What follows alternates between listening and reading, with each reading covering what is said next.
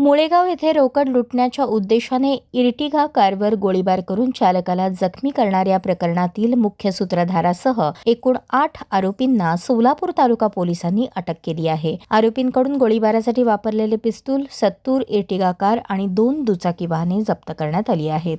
15 जुलै रोजी apex steel and hardware कंपनीचा चालक एजाज तांबोळी याच्यावर सोलापूर हैदराबाद महामार्गावर गोळीबार करण्यात आला होता. मी पोलीस निरीक्षक कुंदन गावडे, प्रभारी अधिकारी सोलापूर पोलीस तालुका पोलीस ठाणे. पोलीस ठाण्याच्या हद्दीमध्ये दिनांक 15/7/2026 रोजी रात्र 9:30च्या सुमारास ॲपेक्स स्टील अँड हार्डवेअर कंपनीचे जे चालक आहेत ड्रायव्हर एजाज नबीलाल तांबोळी, हे कंपनीच्या मालकांच्याकडून जे दिवसभर कलेक्शन वगैरे होती, कॅश होती, ती साधारण दिवसभराची कलेक्शन करतात आणि ते संध्याकाळी मालकांच्या घरी देतात. तर त्या दिवशीसुद्धा त्यांनी काही कॅश कलेक्शन केली होती आणि ती कॅश मालक यांच्या घरी घेऊन जाण्याकरता निघाले असता त्यांना सोलापूर हैदराबाद हायवेवरती एका पांढऱ्या इर्टिगा कारमधून अज्ञात 3 इस्मांपैकी एकाने त्यांच्यावर गोळीबार फायर केला होता. 2 राऊंड फायर केले होते आणि जीवेनिशी ठार मारण्याच्या उद्देशाने, त्यांच्याकडे काही रोकड असलेले ती लुटण्याच्या उद्देशाने त्यांच्यावर फायर झाला होता. आणि त्यानंतर त्यांनी त्या घटनेचं गांभीर्य ओळखून जे चालक आहेत त्यांनी त्या ठिकाणी रिव्हर्स करून गाडी पुन्हा कंपनीत आले होते. अशी एक घटना आम्हाला तात्काळ माहिती मिळाल्यानंतर आम्ही घटनास्थळी पोहोचलो होतो. घटनेचं पूर्ण गांभीर्य समजून घेतल्यानंतर त्या ठिकाणी आम्हाला काही पुरावे हाती मिळाले. त्याच्या अनुषंगाने रात्रच गुन्हा दाखल झाला. गुन्हा दाखल झाल्यानंतर स्थानिक गुन्हे अन्वेषणाचे पथक तसेच पोलीस ठाण्याचे असे पथक असे टोटल मिळून माननीय पोलीस अधीक्षक श्री अतुल कुलकर्णी सर यांच्या आदेशाने आम्ही जवळपास 7 पथके तयार केले होते. आणि पोलीस ठाण्याकडे जी पथके आहेत त्यांना त्याच दिवशी आम्हाला 24 तासाच्या आतमध्ये 4 आरोपी आम्हाला त्या घटनेतले प्रत्यक्षदर्शी जे सहभाग होते ते आम्हाला मिळाले होते. 4 आरोपींचा पोलीस कोठडी रिमांड घेतला होता. साधारण 5 दिवस पोलीस कोठडी रिमांड मिळाला. त्या पोलीस कोठडी रिमांड दरम्यान त्यांच्याकडे सखोल चौकशी केली असता त्याच्यामध्ये त्या मालक जे दररोज कॅश कलेक्शन करतात, घेऊन जातात, ते कॅश लुटण्याच्या इर्द्याने त्यांच्यावरती तो सर्व हा फायर वगैरे झाला होता. आणि त्यावेळेस त्यांच्याकडून आणखीन आम्हाला काही आरोपींची नावं निष्पन्न झाली.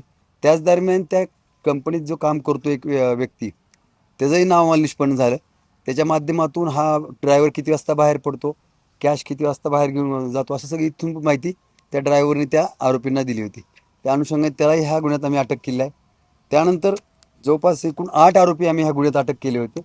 त्यांचा पोलीस कोठडी रिमांड संपला होता. परंतु सगळ्यात मुख्य सूत्रधार जो होता फायर केलेला व्यक्ती, तो मिळून नव्हता आला. तर तोही आम्हाला काल आमच्या पोलीस जे पथक आहे त्यांना तोही आरोपी मिळून आला. त्याच्याकडून आम्ही गुन्ह्यात जे फायर करण्याकरता जे वेपन यूज केलं होतं, तर वेपनसुद्धा आम्ही हस्तगत केलेलं आहे. आणि आतापर्यंत जवळपास आम्ही एकूण 8 आरोपी, बरोबर 8 आरोपी आम्ही ह्या गुन्ह्यात अटक केले आहेत. त्यांच्याकडून गुन्ह्यात वापरलेलं वाहन इर्टिगा कार, 2 मोटरसायकल, 8 आरोपी, एक पिस्टल वेपन, त्यानंतर एक सत्तूरसुद्धा त्यांनी एक जीवनिष्ठ ठार मारण्याच्या उद्देशाने तो हातात बाळगला होता.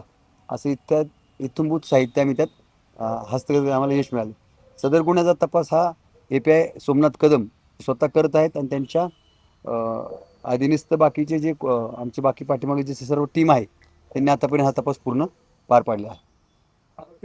आरोपींवरती गुन्हे दाखल आहेत. गंभीर 307 सारखे गुन्हे दाखल आहेत. अशा स्वरूपाचं काय रेकॉर्ड त्यांचा आम्हाला प्राप्त आहे आणि त्या अभिलेखानुसार त्यांच्यावर आणखीन आम्ही कठोर कारवाई करणार आहोत. चालू आहे, त्याचं नाव निष्पन्न होईल आणि तो वेपन कुठून आणला होता त्याच्या सखोल मुळापर्यंत आम्ही जाण्याचा प्रयत्न करणार आहोत. जवळपास 8 आरोपी आम्ही अटक केलेले आहेत. त्यापैकी 2 आरोपी जे मुख्य आरोपी आहेत, जे चालक यांनी बघितलेले आहेत, त्यांची आम्हाला ओळख परत घ्यायची असल्या कारणाने आम्ही त्यांची 2 नावं आपल्याला सांगू इच्छित नाही. परंतु इतर 6 आरोपी आहे त्यांची नावं आम्ही तुम्हाला देत आहोत. अशी घटना घडलेली आहे, खरंच गंभीर घटना आहे. त्या घटनेच्या अनुषंगाने मी आपल्या माध्यमातून जे काही व्यापारी असतील, जे मोठे मोठे उद्योगपती असतील, त्यांना मी आवाहन करू इच्छितो, आपल्याकडे कोणता लेबर काम करतो आहे त्याचं प्रॉपर कॅरेक्टर व्हेरिफिकेशन करून घेणं गरजेचं आहे.